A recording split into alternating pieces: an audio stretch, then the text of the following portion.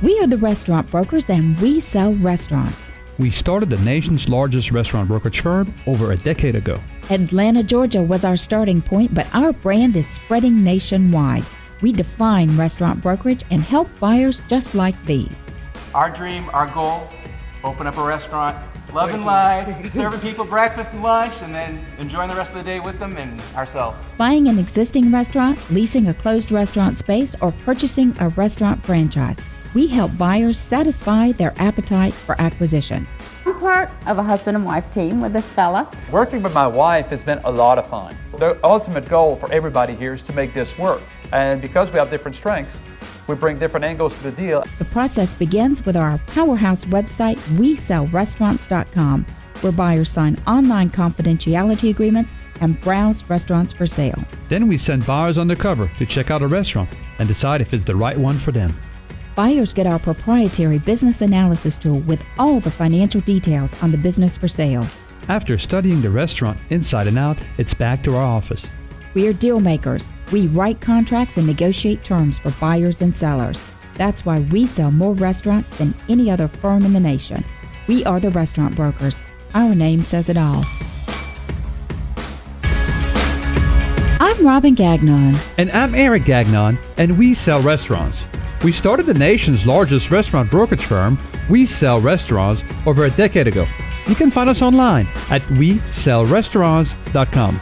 We're also on your radio once a week with the leading authorities in this business, talking about subjects trending in the restaurant industry. Tweet your questions to us while we're on the air. Our Twitter handle is @SellRestaurants. Post to our Facebook page. It's facebook.com/WeSellRestaurants. You can find us on YouTube as well. If we don't get to your questions, we will follow up on our social media channels. Our goal is to satisfy your appetite for acquisition, feed the need for restaurant reality, and serve up a recipe for business success.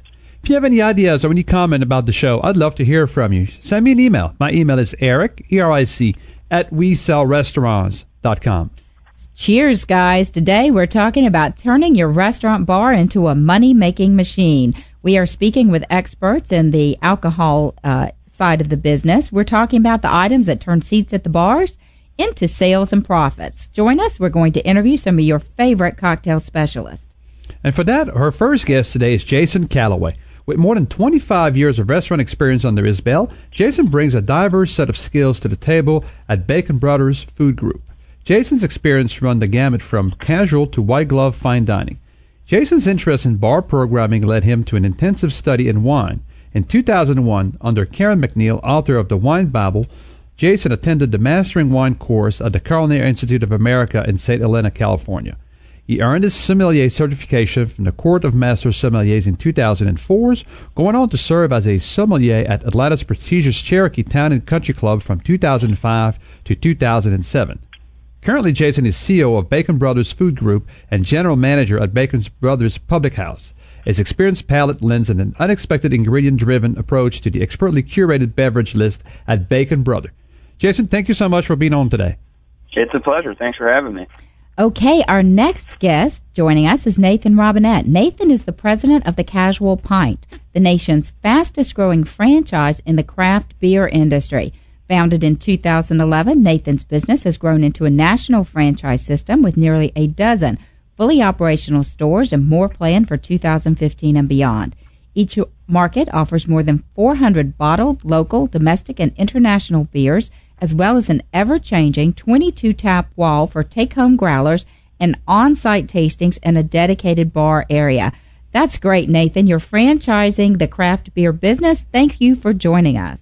My pleasure. Thanks for having me. And last but not least, to complete our panel today, we have John Porter with Two Skinny Drunks Premium Organics.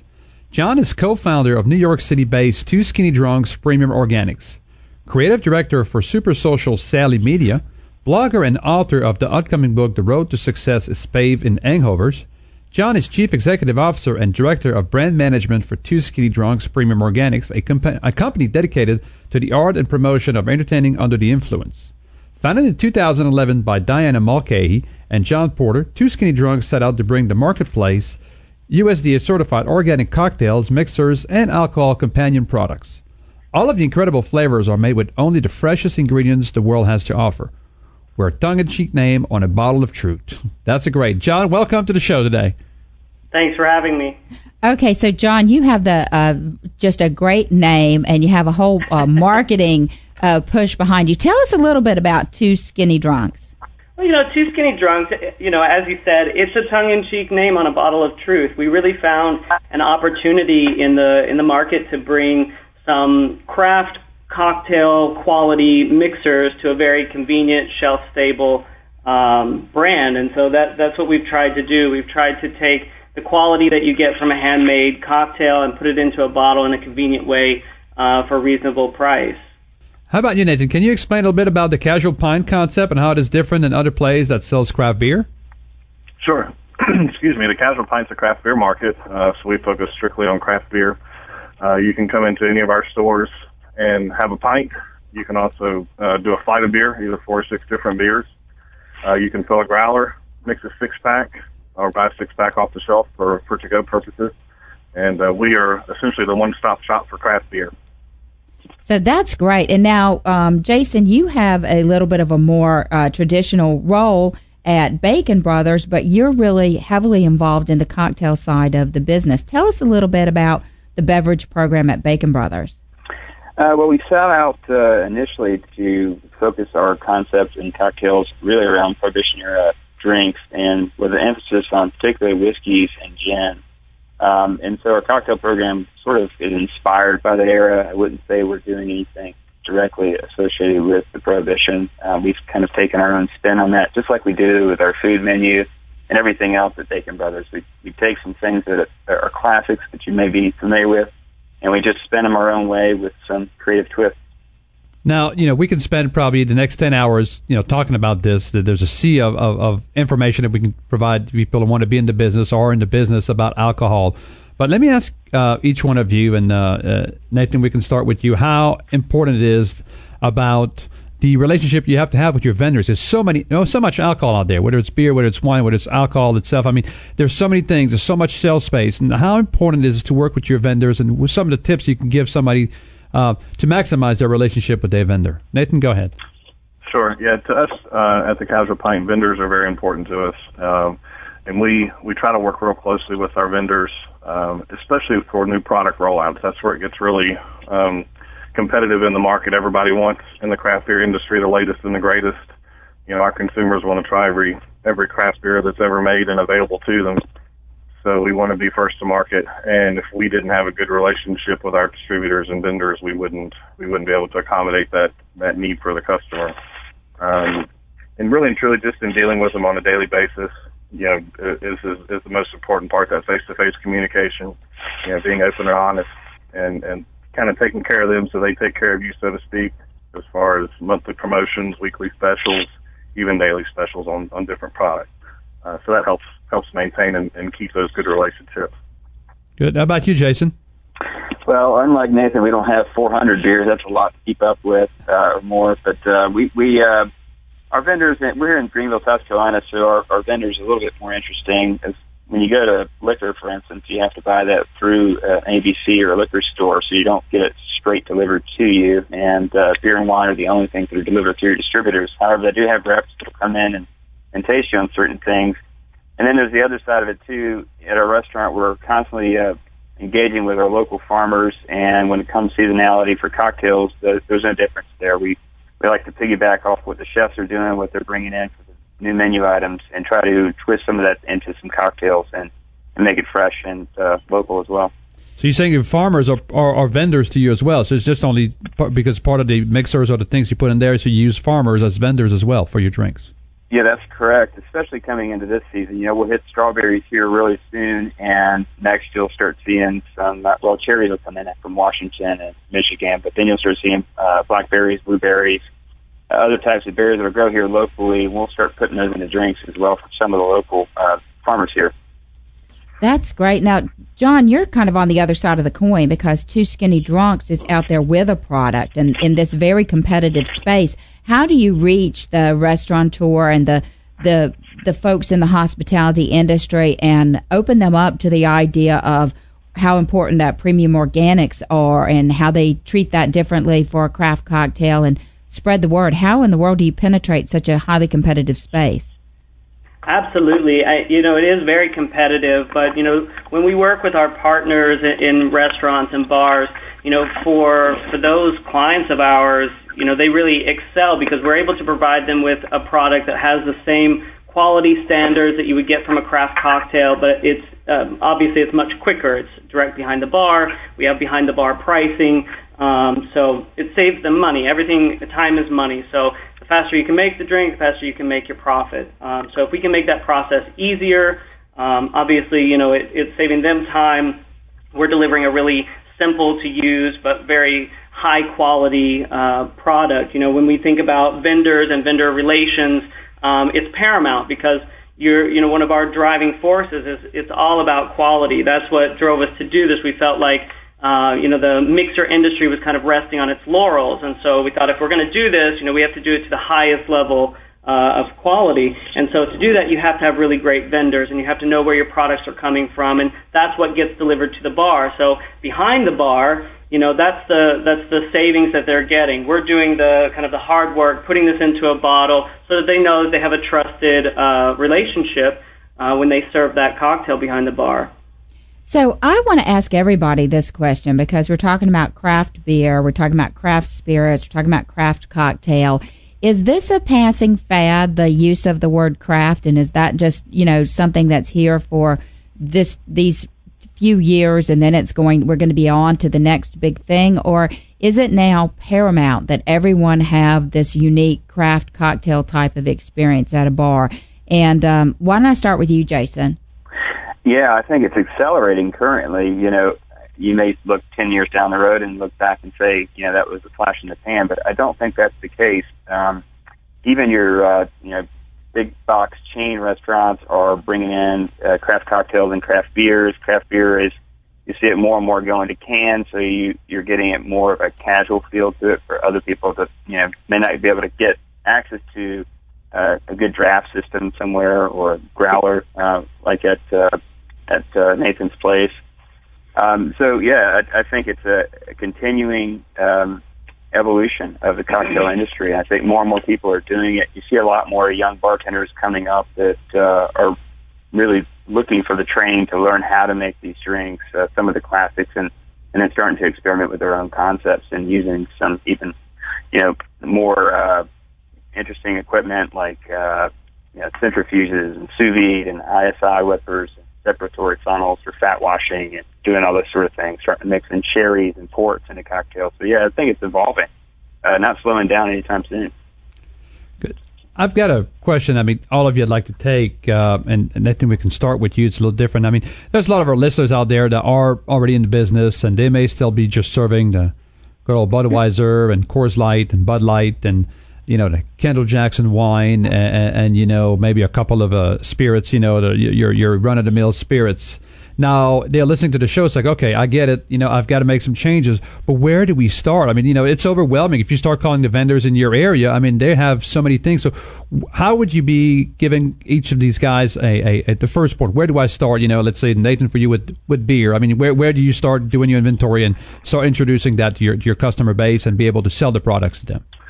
All right, and the way that we do it is we look local first. That's one of the great things about craft beer is it has a local presence across the region, across the country. And to kind of echo what Jason said a few minutes ago, the industry is really growing. There's so many new options out there and available in the craft beer industry. Excuse me. So to have the ability to source it locally, I think is just first and foremost. We support our local breweries in every community that we go into. We want to be a good local partner. So I would encourage folks to look local, and typically you can source local product through your beer distributors. In some instances, the brewery will distribute directly to you if they have the manpower to do so. But I would certainly look local first. And it's great to support the local business. Craft beer is quality beer. I think that term is craft is synonymous with quality, and these brewers and breweries do a great job of putting out good product for the consumer.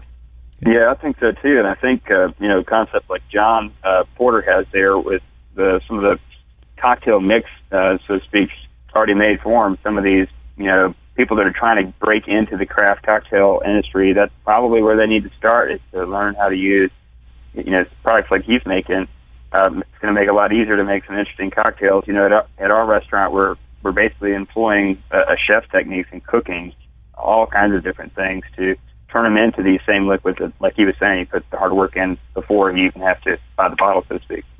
So what do you think, John? Agree. No, I absolutely agree. One of our kind of catchphrases is "get more from your mix." We post regularly a different way to use our flavors, and that has opened up a ton of recipes for different for bars or a home user as well, to be able to use what we've made to make multiple different kinds of cocktails and different flavors and things. So I definitely agree. I think starting there and experimenting will go a long way. Right. Now, do you guys see? I know on our shows we talk a lot about people in the kitchen. You got to keep your menu fresh, and maybe on a quarterly basis you have even a consulting chef. You can't afford a full-time chef. Come in, freshen up your menu and everything. Now we're kind of seeing the same thing in the cocktail business, and whether it's beer, or wine, or cocktails. Do you guys see a growing trend where maybe somebody, if you don't have a head mixologist or it's more than a bartender now, to have these people coming in on maybe a quarterly or semi-annual basis? How do you guys see that and helping you crafting some new drinks, teaching it to your staff in order to keep your bar inventory fresher? Jason, you want to start us up? Yeah, sure. I have seen sort of that job description popping up out there. I haven't had a need for them personally, but I do anticipate there being a greater need for them. I know that there's a lot of restaurants that really want to break into the craft beer and craft cocktail section, really need help with designing their cocktail menu and how it flows in with what their food menu is, how to create more profitability out of their bar. These things are a lot of times, as you all know, that people open restaurants because they really want to. It's exciting, and they've always wanted to open a restaurant, but they don't have the tools necessary to operate a bar in profitability and understand, the cost percentages they have to run on those items, of course, and obviously doing inventories and balancing that out and doing your orders properly and figuring out what your customer base really is looking for. So, yeah, I can see that being a need for a lot of people, especially those that are just getting into the business and have maybe invested in their first restaurant. Great. Nathan, what do you think? All of our Casual Pint stores have at least 22 taps on the wall, and we rotate those taps daily. So our menu is up to date and fresh, any day you come in. We'll change 4 or 5 kegs in a day's time, so you'll come in today and have something that you like, and then tomorrow it won't necessarily be there, but you'll find something else that you like. So that's the benefit that we have, having so many beers available to us.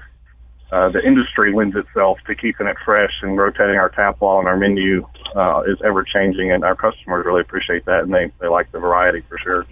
So, John, I think that the consumer overall has become much, much more discriminating, not only on flavor profiles, not only on what their requirements are to tempt them to try something new, but and on the plate, but also their cocktail palate, and they're driving restaurateurs and bar operators to have access to organics and have access to craft. Do you weigh in on that statement for us?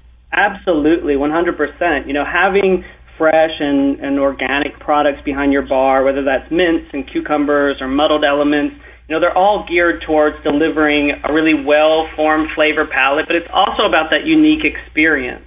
The consumer is a lot more aware now. They have a lot more options, and I think people are kind of getting back to the traditional way of making cocktails. They want quality. They want to see how it's made. They want to see what the process is. They want to see all of that. So I think that all of those things and building that great experience for your clients, it absolutely translates into money, but it also translates into goodwill. That's how you fill the seats and you have people coming back, and it's having really quality products is what makes you stand out from the crowd. You're not just a regular bar. We do tastings with whether it's a liquor store or a craft brewer. We actually use our mixers with a lot of beer products, especially with craft brews, and it can get really interesting. So we like to go in there and partner with them and kind of help them to see the benefits of bringing in a product like ours that is really focused on organics, and just sharing with them kind of what creates that level of trust in your clients that they can come back, they know they're getting good quality organic ingredients. I definitely think it goes a long way. What about you, Jason? Do you agree that, now running a restaurant means you've really got to look behind that, beyond the menu and whatever the seasonal change-outs are and whatever your limited time offerings are, and you've got to expand that thinking into your bar as well? Oh, absolutely. It really has to match up with what the food, is going on with your food trend as well. And I think, in our bar, we basically just took, Rose's lime juice and grenadine and all those things that are pretty standards, your sweet and dry vermouth, and we just got rid of them. And we make all that stuff ourselves. And it kind of goes to what John was speaking of, is that people kind of have an expectation for that. They want to see you make things from scratch much more, and that's certainly in the bar now. And, if people come in between 2 and 5, they might see our bartenders, cooking up grenadine or getting, preparing some of our fat-washed, bacon fat-washed gin or something. And, they'll see that go into a separatory funnel, and they get real interested in what you're doing. It looks like a science experiment. So, yeah, I think that is going to be a continuing trend. You're going to see that growing more and more because the consumer is more knowledgeable, and that's going to continue to grow as well. Social media helps to keep that trend flowing. People take pictures of their food and send it to all their friends. It's on Instagram. So, yeah, it's a constant changing and evolving playing field out there. Now, Nathan, I know you guys do growler and everything. Did you have any charcuteries or even some? I've seen a lot of jerkies and things like that as a complement to a lot of time, or some kind of nuts and different things. Do you guys offer that offerings in your place also and try to work it with the beer, or this is something that you guys don't do at your place? We do. We do various food pairings with beer. We've just recently developed a small food concept, an 8-menu item that we rolled out in our Chattanooga store to test it first. But the big thing is we make events with it. We do beer and cupcake tastings. We do beer and cheese tastings. We've made beer floats, on several different occasions.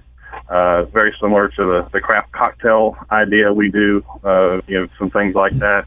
So we use food as an event and to keep it fun and interesting and a customer experience for sure.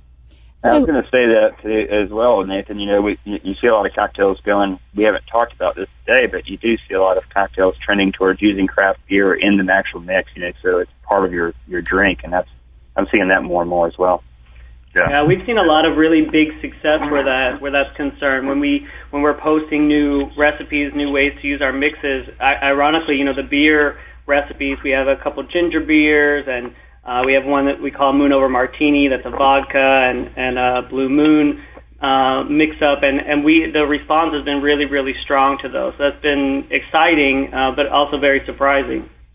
That's very interesting because I know as a consumer myself, I have gotten on the craft cocktail trend. Every time I go to a restaurant now, my first experience is actually trying a cocktail, and a lot of time it looks really good on the menu. I like all the ingredients. Then I get it, and it's like a surprise, like your main course. I mean, it's really good. I'm very surprised. I'm like, I'm going to drink it because I ordered it, but it's not so good. But it's become a new experience for me to be excited about the cocktail before I even sit down at my table or anything like that. So it is definitely a new way of even engaging customers even before you get to your great chef or your great dishes or whatever you have in your menu. And I think with that, we're going to take a little break here, Robin, right? Yeah, I want to continue this conversation, and one thing I want to focus on when we come back is just the whole entertainment side of creating this bar environment. You're on the air with We Sell Restaurants, Eric and Robin Gagnon, the restaurant brokers. Remember, you can find us online at WeSellRestaurants.com. Take a quick minute, follow us on Facebook at Facebook.com, We Sell Restaurants. Find us on Twitter, we're at Sell Restaurants. And of course, we're on YouTube and LinkedIn as well. We'll be right back after this very brief timeout.